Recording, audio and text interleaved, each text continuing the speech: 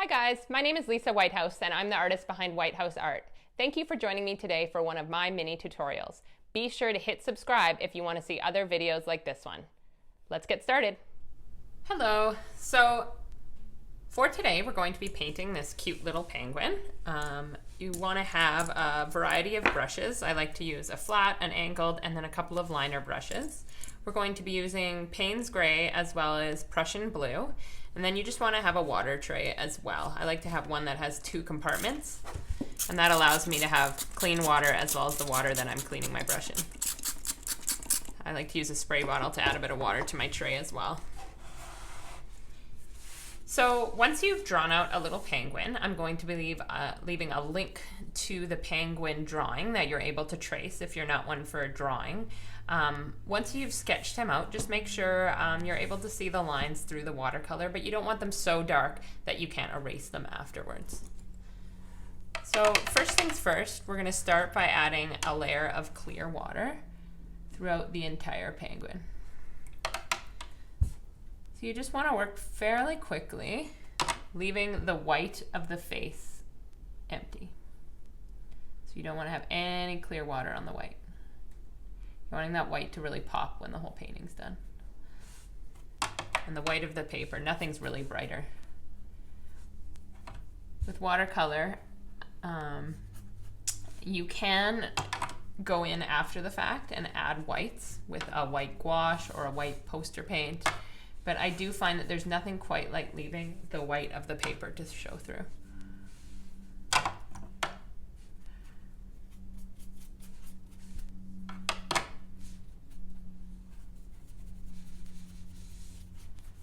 So the reason I do this is we're going to be adding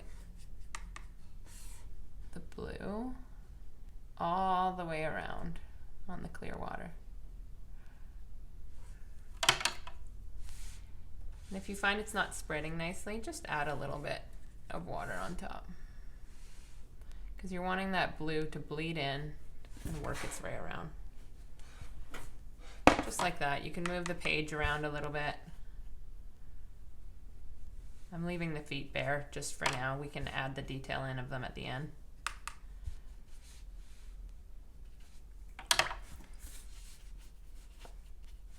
And then just allowing the paint to bleed around. Just like that. That's how we're doing the wash. And then I'm going to take a little bit of the Payne's Gray and do around the face. And you can use the blue as well. So it's a mix of the gray and the blue. The face is going to end up being darker than the rest, hence why I'm using a bit of the gray as well.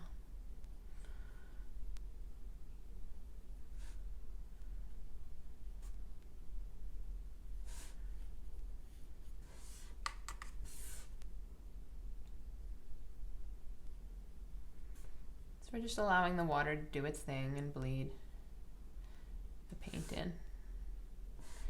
This is a really simple painting. It's just supposed to be a cute little penguin. There's not going to be a lot of detail with this piece.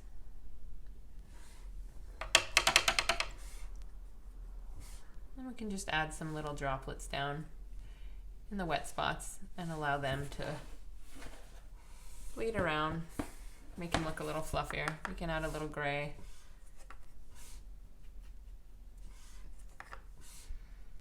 And once this layer dries, we're going to go back in and add more of the black on the face.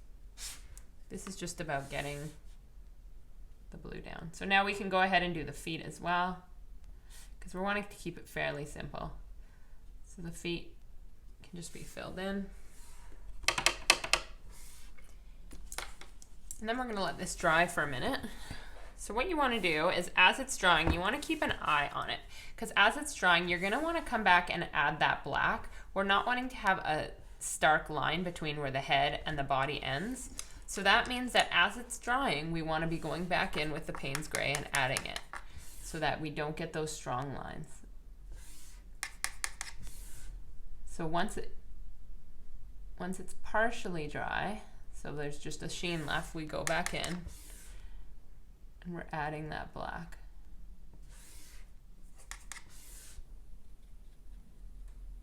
Sorry, Payne's Gray. I said black, but I misspoke. So I'm just continuing to layer it on the wet paper. And I'm going to fill in a bit of the beak.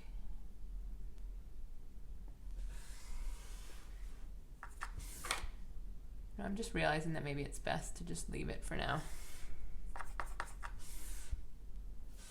And I'm going to do his little eyes.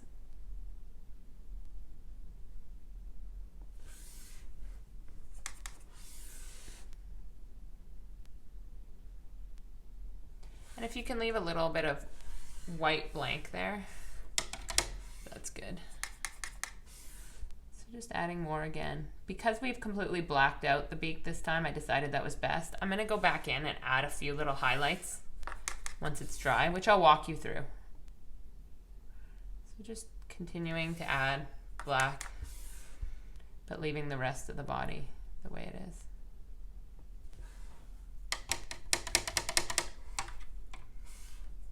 And I think I'm noticing as it's drying, I feel like it could use a little bit of detail. So I'm going to go back in, add a little gray here, a little here, a little here.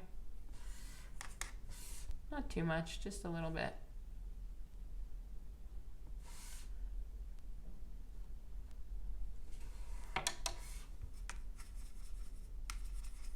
A little bit of the teal, then a little blue beside it.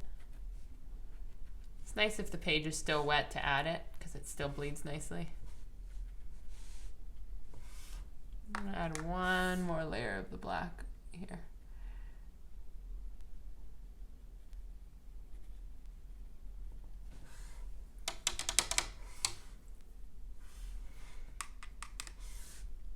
And just follow me around the page. Pause it if you need a sec to catch up.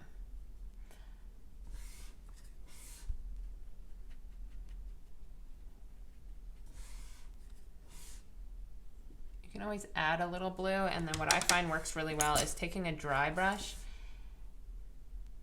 and picking up a little bit of that water, and it won't bleed where there's no water. So this just defines the arm a little bit, the wing.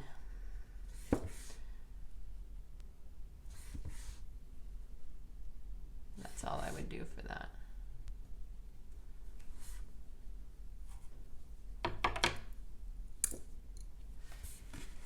So that's all I would do. Now I would let it dry, and we're going to go ahead and add a little bit of detail for the beak and for the feet and a little bit of feathers in and around on the final coat, and that'll be all we're doing for this little guy today. So now that it's nearly dry, we can go back in and add a few little details just to separate his wings from his body. So I just take a little bit of black or the Payne's gray, and I would just add a few little lines here and there, not through the whole thing, but just a few.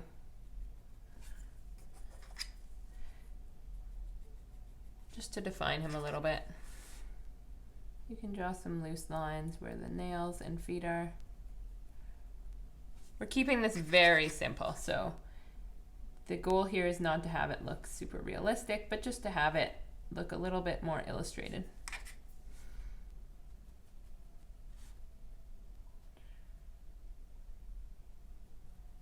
So his nails, we're gonna make them all black. We're gonna go in and add a little bit of hair here. A little bit here, separating the wing again.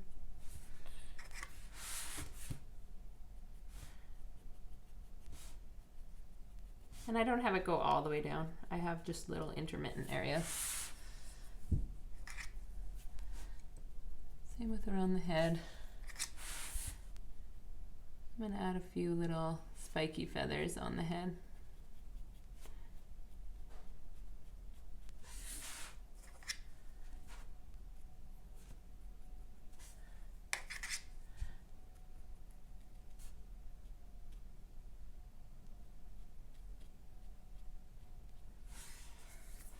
That's all we're doing here.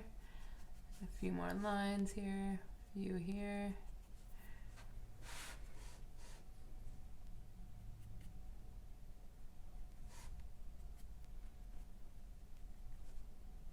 A few more here.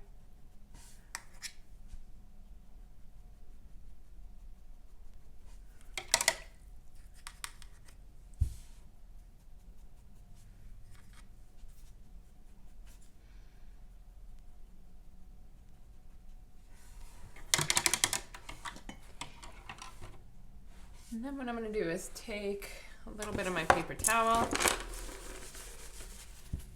and make sure there's no wetness left here. If some of the color lifts up, that's actually a good thing. And then what I'm going to do is take my white pen. If you have white paint, just a fine brush can work for this here.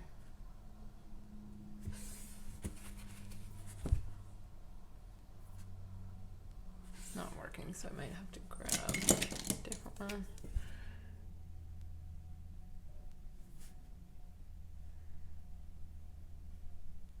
So I'm just adding a little bit of white.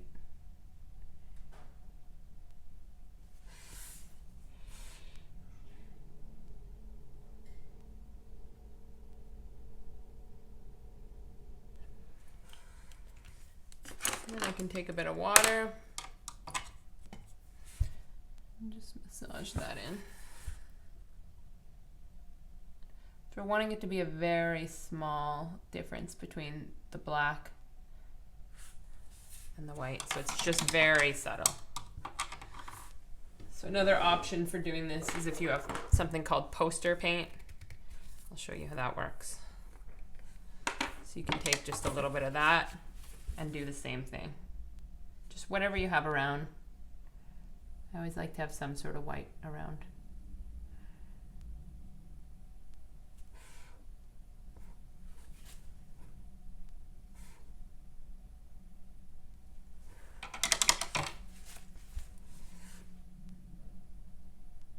As it dries, it'll turn a bit more black again. So it's a very subtle difference. It looks a little white now, but as it dries, I'll show you another image at the end, just of the subtlety that you want to achieve.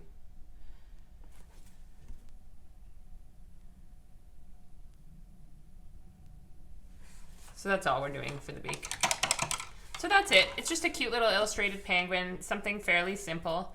As you get more comfortable with watercolors, I recommend adding quite a bit more detail, keeping the lines a little smoother. But this is something that's great just if you're starting out to get used to mixing your blues, get used to doing the wet and wet technique. Yeah, let me know if you have any questions in the comments below, and I hope you enjoyed painting this little penguin.